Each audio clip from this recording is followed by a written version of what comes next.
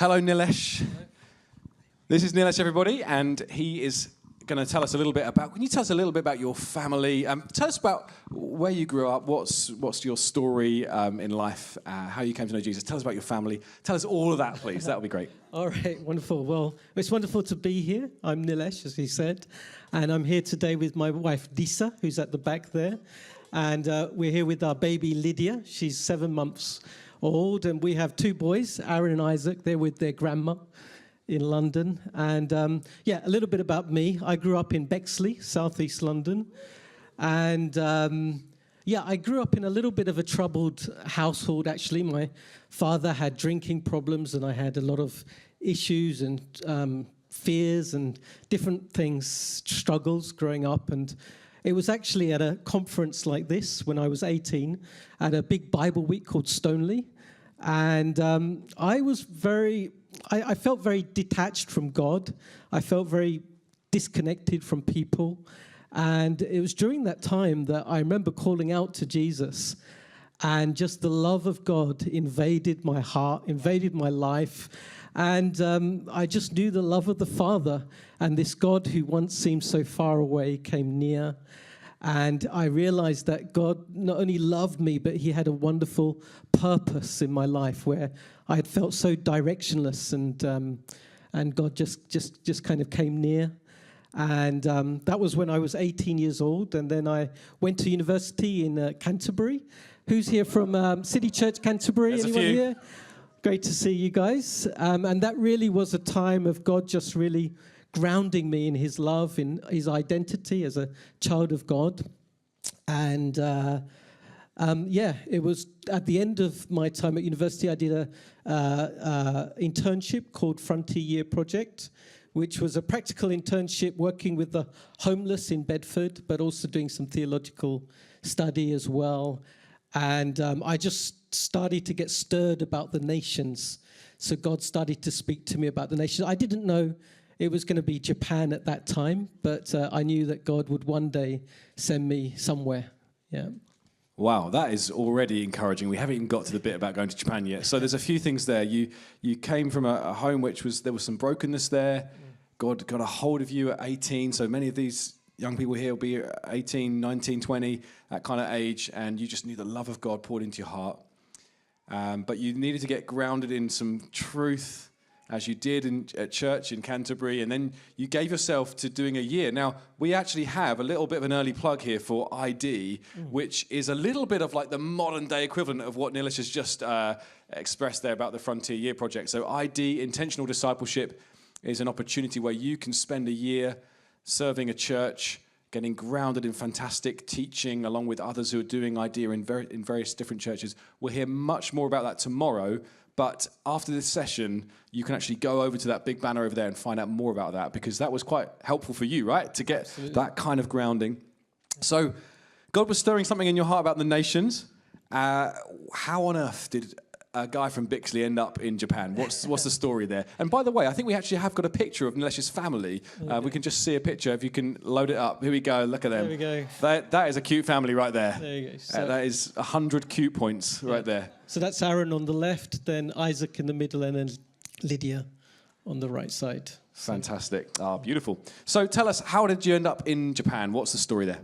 A little bit of a crazy story, actually. I, towards the end of doing Frontier Project and then working with the homeless, I just felt God starting to say to me, get ready, get prepared. So I decided to do something called a TESOL, teaching English as a second language. I went to Bournemouth and I did a project with the ITN network doing the TESOL. And it was during that time that God really started to hone in on Japan through just lots of different things happening. But I still needed some assurance from God. So I remember one day at the end of the course saying, God, it feels like you're calling me to this nation. Would you just bring a bit of clarity to that? Would you give a confirmation, actually? And I went to the library one day and I was working on an assignment and my computer screen went blank, which was a bit odd. And so I looked at the computer next to me and their computer was still on. I was like, why has my computer gone blank and theirs on? That was really weird. But anyway, on their screen, they had TESOL stuff on the screen. So I got into the conversation with the lady next to me about doing TESOL, and she said to me, "Oh, I've just been to Japan teaching English." I was like, "Wow, that's interesting. I've been asking God about that." And she said, "You should definitely go to Japan."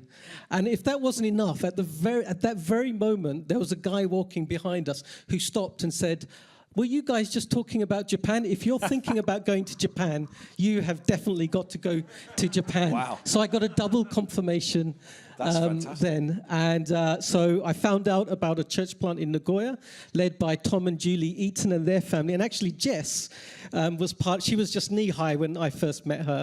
So she's over there and she was part of that church plant, Grace City Church, yeah.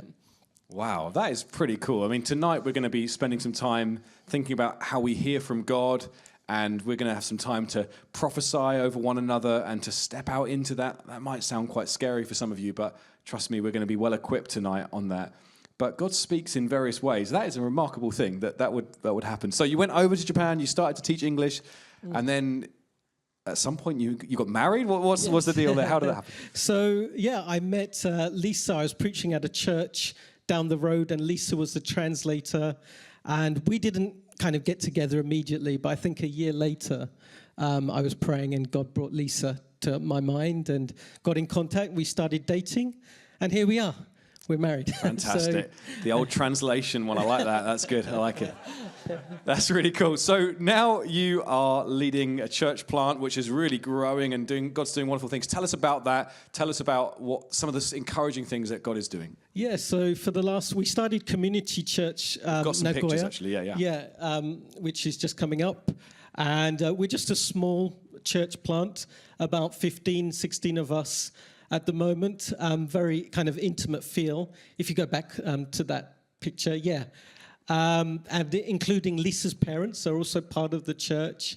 And the encouraging thing about this church plant is a lot of the people you see in the picture are people that are fresh out of the harvest, who've only been saved a few years, Wow. who've come through, been baptized, and really growing strong in the faith. In fact, 2 of them got saved just in the last 2-3 years, just got married just a few months ago. So that was encouragement to marry them as well. That's really cool. Yeah. So can you tell us the name of the church? What are some of the things that we can be praying for right now, and any opportunities that we might have open to us? Absolutely. So that's called Community Church Nagoya. And so, yeah, please do be praying for that.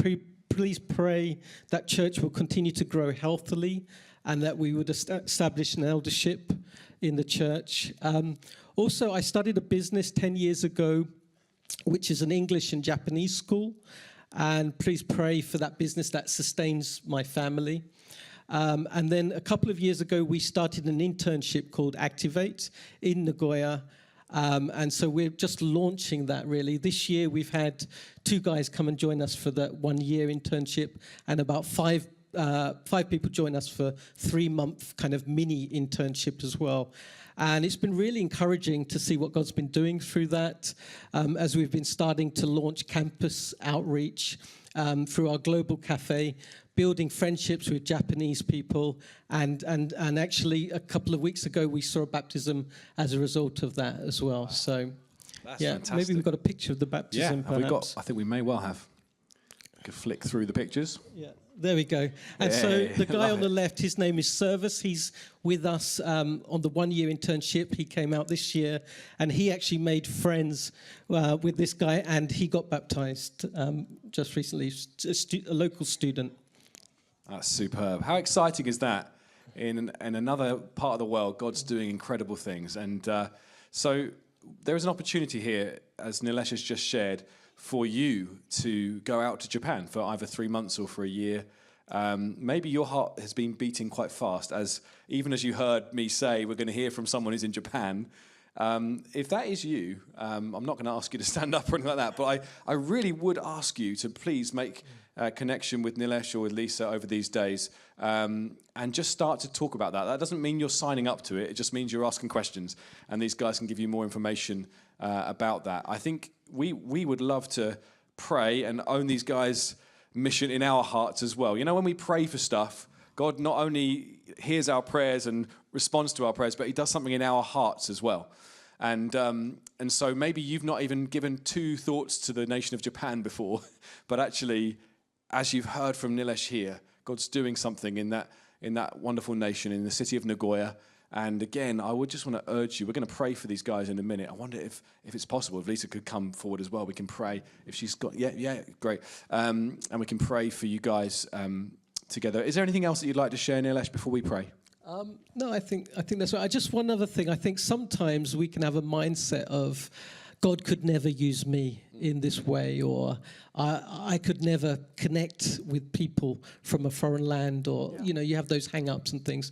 I feel like sometimes it takes that step of faith just to go and expect God to prepare you along the way, and not to allow those fears and things to hold you back from what God's called you to. Yeah, that's wonderful. That's sound advice for all of us.